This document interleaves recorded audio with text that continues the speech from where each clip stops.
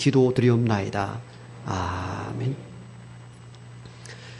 로마 시대 때에는 아들을 낳으면은 아들이 성인식을 치르기 전까지는 친아들로 여기지 아니하고 정말 그 양자와 같이 이렇게 혹독한 훈련을 시켰다고 합니다.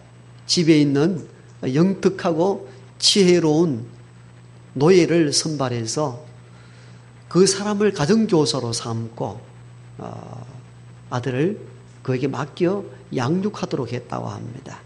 그래서 오랜 시간이 지나고 난 뒤에 가정교사였던 노예가 주인에게 이렇게 보고를 한다고 합니다. 주인님, 이제 이 아이가 지적으로 도덕적으로 윤리적으로 부족함이 없고 정신적으로 육체적으로 건장한 아들이 되었습니다. 이렇게 최종 보고를 하게 되면은 그의 아버지가 그 아들을 성인식을 치르고 본격적으로 아들로 삼고 그에게 유업을 남겨주기도 했다고 합니다. 아들을 친아들임에도 불구하고 가정교사에게 맡겨서 또 정신적으로 육체적으로 이렇게 훈련시킨 이유가 무엇이겠습니까? 그 아들에 대한 미래에 훌륭한 아들로 살아가기 위한 어떤 계획과 목적이 있었기 때문이죠. 하나님께서 이스라엘 백성들을 출애굽시키고 광야 40년 동안 또는 물이 없는 것으로 또 먹을 것 없는 광야로 이끈 데는 다 하나님께서 작정하신 계획과 목적이 있기 때문입니다. 그래서 오늘 본문 1절에 보니까 그 노정대로 이끌사. 노정대로가 무슨 뜻입니까? 그 마땅히 가야 될 어떤 길에 대한 여정들이 다 계획되어 있었다 그 말입니다. 무작정 아무 계획도 없이 그냥 광야로 이끌어내어 온 것이 아니고 때로는 엘림에서 물샘 12과 종려나무 70그루가 있는 오아시스 같은 곳에도 인도하시고 또 그 다음 신광야에서 지나서 다시 르비딤 광야로 물이 없는 곳으로 인도한 것은 하나님의 노정대로였다. 노정대로. 이 노정대로라는 이 의미를 깊이 마음에 새겨야 합니다. 그냥 생각나는 대로 임시방편적으로 그냥 이끌어간 게 아니고 그 노정대로 하나님이 이끌어 가시고자 하는 이 계획과 목적이 있었다는 것을 이 노정대로라는 이 문장 속에 숨겨져 있는 겁니다. 예를 들면 부모님들도 비록 가난하고 어렵지만도 자녀를 낳고 키울 때는 어느 정도 계획과 목적을 놓고 이 아이들을 쭉 이끌어 갑니다. 이게 자녀에 대한 부모님의 마음이십니다. 하나님께서도 이스라엘 백성들을 때로는 광야로 때로는 물 없는 곳으로 이끌어 가신 데는 그 노정에 속해 있다는 겁니다. 노정대로. 그리고 우리가 인생을 살아갈 때에 지금 왜 이렇게 힘든 어려운 길을 허용하십니까? 왜 이렇게 고통스러운 일들이 내게 많습니까? 그럴 때마다 우리는 오늘 이 본문에 주신 이 메시지를 마음에 담을 수 있기를 바랍니다. 그 모든 과정들이 하나님의 계획과 목적 아래 우리 인생길을 인도하신다는 건 분명한 하나님의 법칙이십니다. 이스라엘 백성들이 이를 알지 못했습니다. 왜 먹을 것 없고 마실 물이 없는 광야로 우리를 이끌어내셨습니까? 라고 질문했습니다만 하나님은 오늘 본서에서 그 노정대로 그 노정에 있다는 것입니다. 이게 하나님께서 이스라엘 백성들을 계획과 목적 가운데 이끌어 가신다는 것을 의미합니다. 저와 여러분의 인생길도 마찬가지입니다. 하나님의 노정 아래 있습니다. 이 말은 한 달 뒤, 1년 뒤에 기계적으로 딱딱 이렇게 돼 있다는 의미가 아니고 넓은 범위에서 하나님 나라에 이르는 그 길까지 전체적인 계획과 큰 틀 안에서 목적 있게 우리를 이끌어 가신다는 뜻입니다. 마찬가지로 이스라엘 백성들도 비록 광야의 길을 걸어가고 있지만도 구체적인 목적이 무엇입니까? 가나안 땅에 이르도록 하는 것입니다. 그 전체적인 노정 가운데에 있다는 것입니다. 그렇게 우리를 하나님께서는 이끌어 가시는 것입니다. 그런데 우리는 여기에서 주의해야 할 것이 있습니다. 하나님의 노정에 따라 우리를 이끌어 가시지만도 그 가는 길이 결코 평탄한 길만 있는 게 아니라는 것입니다. 이게 성경의 가르침입니다. 오늘 엘림에서 지나 신광야를 지나가지고 르비딤에 왔는데, 르비딤에 왔더니 마실 물이 없습니다. 백성들이 원하는 길이 아니었습니다. 백성들은 엘림과 같은 물샘 12이 있고 종려나무 70그루가 있어서 시원하고 그늘이 있고 편히 살 수 있는 이런 것을 원했는데, 르비딤은 마실 물이 전혀 없습니다.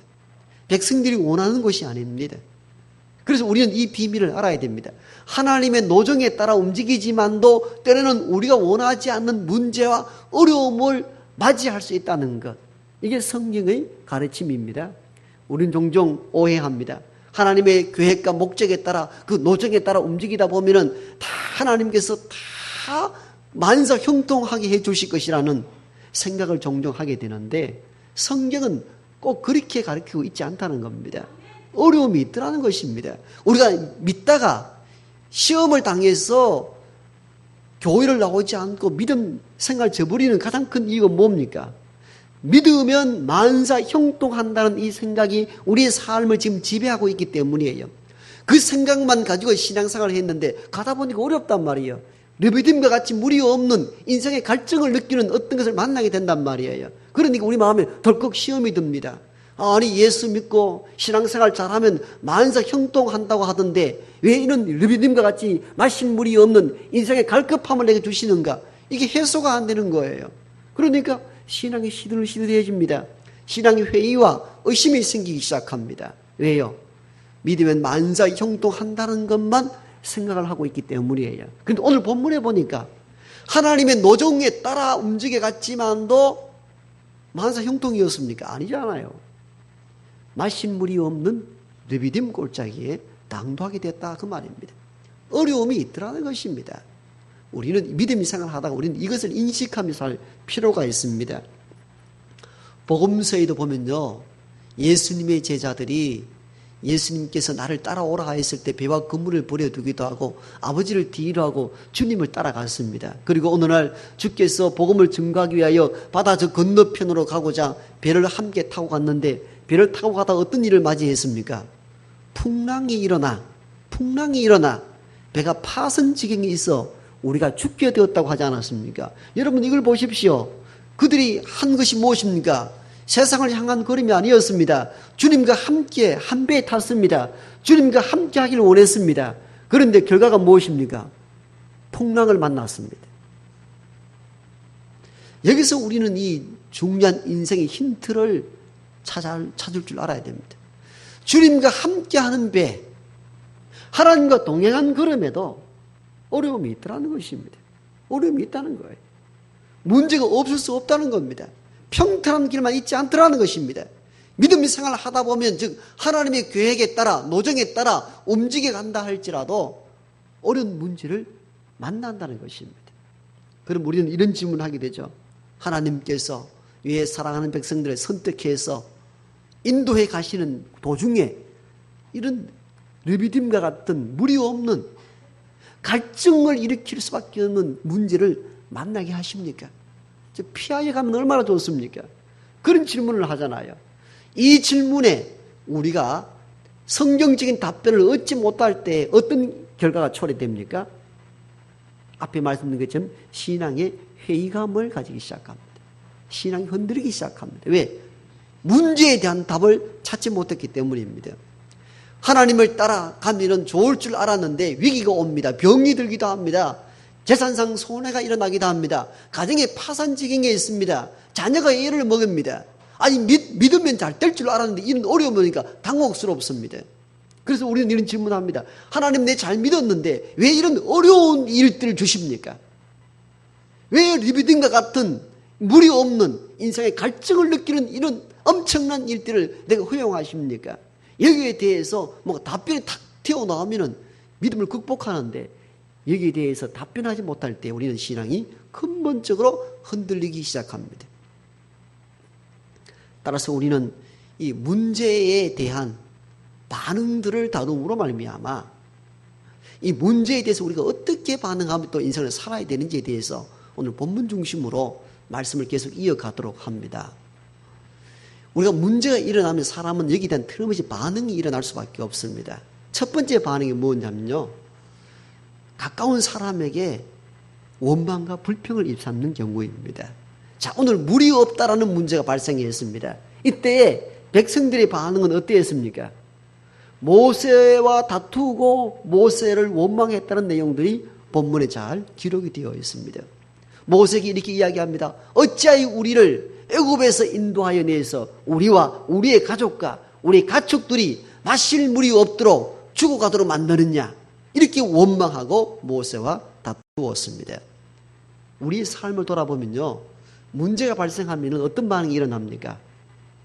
먼저 원망할 대상자를 찾아서 원망합니다. 이게 보편적인 사람들에게 나타나는 반응입니다. 자, 우리 집안에 문제가 일어났습니다. 내 삶에 어떤 문제가 일어났습니다. 그럼 어떤 반응을 일으킵니까? 이 문제로 인하여서 원망할 대상자를 찾아서 원망을 늘어놓는 경우가 많이 있습니다. 자, 아이가 집에서 사고를 칩니다. 바깥에 나가서도 사고를 치고 불량배같이 삽니다. 공부는 뒷전입니다. 이 소식을 들은 아버지는 퇴근하자마자 집에 오면 어떤 반응을 일으킵니까? 다 경험하는 일들 아닙니까? 가장 첫 번째 원망의 대상자는 아내를 찾습니다. 여보, 애 요즘 왜 이래? 당신 집에 있으면서 애 안 돌보고 못해? 이게 첫 번째 반응입니다. 문제에 대한 첫 번째 반응이 원망할 대상자를 찾고 그에게 모든 원망과 불평을 늘어놓는다는 것입니다. 내가 회사가 있으면은 집에 있는 당신의 애들 좀 잘 돌봐야 되지 않느냐. 그 아내에게 모든 원망과 불평을 일삼습니다. 이게 인간이 갖는 문제에 대한 반응입니다. 그럼 아내는 조용합니까? 아이고, 당신 말을 맞습니다. 내가 애를 잘 돌봐야 되는데 참 그렇지 못했다고. 그러면 그 가정이 얼마나 좋습니까마는 대부분 들어보니 그게 아니더라고요. 당신은 뭘 했는데요. 옆집 아저씨 좀 보라고. 그 아저씨는 일찍도 들어와서 애들하고 놀아주고 숙제도 같이 풀어주고 이야기도 많이 하고 하는데 당신은 매일 회사에 일을 혼자 하느냐고. 날마다 밥 먹고 술 먹고 오고. 이래가지고 다툼이 더 확대되어 버리잖아요. 이게 문제에 대한 첫 번째 반응입니다. 이스라엘 백성들이 그랬습니다. 자, 물이 없다라는 문제를 만나가자 말자 원망할 대상자를 찾았습니다. 그게 모세였습니다. 당신이 우리를 이끌어내어서 물 없는 곳에서 다 목말라 죽게 되었지 않았냐. 이게 인간들이 갖는 문제에 대한 첫 번째 반응들입니다. 그런데 우리는 여기서 유념해야 될 것이 있습니다. 원망할 대상자를 찾아서 원망한다 해서 그 문제가 해결되지 않는다는 것입니다. 문제는 문제대로 남고 관계만 악화되더라는 것입니다. 오늘 보십시오. 자, 물이 없다고 하여서 원망할 대상자 모세를 찾아서 원망을 하고 그와 다투었습니다마는 문제가 해결되었습니까? 문제는 해결되지 않았습니다. 문제는 해결되지 않고 또 다른 문제가 발생합니다. 모세와 백성들 사이가 악화된 거예요. 그럼 모세는 이렇게 답변을 하죠. 너희가 어찌하여 나와 다투느냐? 어찌하여 나와 다투느냐? 이 모세의 답변 속에는 무엇이 포함되어 있습니까? 나에게 원망하고 다툰다 하더라도 문제가 해결될 수 없다는 것입니다. 여러분, 우리는 이 비밀을 알아야 됩니다. 어떤 집안의 문제는 어떤 문제에 있을 때에 가장 가까운 사람에게 원망을 퍼붓는데 그렇게 한다 해서 문제가 해결되지 않더라는 거예요. 이게 성경이 주는 비밀입니다. 우리는 이 비밀을 알아야 됩니다. 깨달아야 됩니다. 문제는 문제대로 남고 관계만 더 악화되고 다툼이 더 커져간다는 것입니다. 어떤 일에도 아무 의미가 없더라는 것이죠. 여러분 보십시오. 오늘 본문을 경청해 보십시오. 참 물이 없습니다. 물이 없다가 가까운 모세에게 다투고 원망했는데 물이 생겼습니까? 생기질 않았습니다. 백성과 이스라엘 모세 사이에 더 문제만 악화되고 또 관계가 더 점점 멀어졌다는 사실들을 우리가 이 말씀을 통하여 눈여겨보아야 합니다. 그러므로 우리가 가정 안에나 또 어떤 공동체 안에 문제가 발생했을 때에 원망할 대상자를 찾아서 원망한다 해서 어떤 유익도 없다는 사실을 우리는 마음 깊이 새겨야 합니다. 그럼 우리는 이런 질문을 하게 되죠. 그러면 문제가 있는데 그냥 있으란 말입니까? 어떻게 그냥 있을 수가 있습니까? 뭔가 말해야 되지 않습니까? 맞습니다. 그런데 말해야 될 대상을 가까운 사람이 아닌 하나님을 향해야 된다는 겁니다. 이것이 문제에 대한 두 번째 반응입니다. 백성들은 가까이 있는 사람인 모세에게 원망을 했다면 모세는 사람을 향하지 아니하고 여호와를 찾았습니다. 오늘 4절에 이렇게 기록되어 있습니다. 모세가 여호와께 부르짖어 이르되 내가 이 백성에게 어떻게 하리이까? 4절 다 저와 여러분의 신앙의 고백을 한번 같이 한번 읽어보십시다. 시작.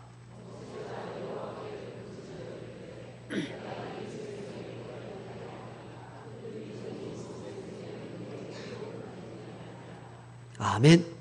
여러분 보십시오. 성경은 아주 오늘 짧은 본문을 선택했습니다마는 문제가 발생했을 때 백성들이 가졌던 반응과 모세의 반응이 전혀 달랐습니다. 백성은 모세를 향했습니다. 그리고 모세에게 원망을 퍼부었습니다. 다투었습니다. 그런데 모세는 지금 누구를 향하고 있습니까? 여호와 하나님을 향하고 있습니다. 오늘 본문에 여호와께 부르짖어 이르되 내가 이 백성을 어떻게 해야 하겠습니까? 여러분 이것이 문제에 대한 답입니다.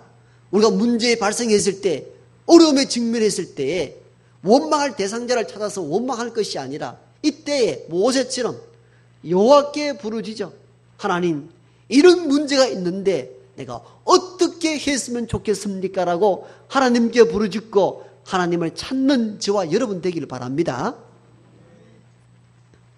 인간적으로 모세도 얼마나 속이 상하겠습니까? 그렇잖아요. 대받아 치면 속이 시원하지 않습니까? 남편이 애 때문에 아내를 뭐라 하면은 아내도 대받아 쳐야 속이 좀 시원하잖아요. 그래서 싸움이 시작되고 그렇게 되자 격화되는 거죠. 모세인들 그 마음이 없었겠습니까? 모세도 왜 속상하지 않았겠습니까? 모세는 뭐 자기가 원해서 그들을 이끌어냈습니까? 자기는 미디안 광야에서 그냥 양치기로서 인생을 살아가는데 하나님이 그를 택해가지고 애굽에 있는 너 백성을 이끌어내라고. 나는 못 간다고. 나는 말을 은근히 부족하고 난 연약한 사람인지라 이 백성을 이끌어낼 수 없다고. 그래도 하나님이 모세를 보내었잖아요.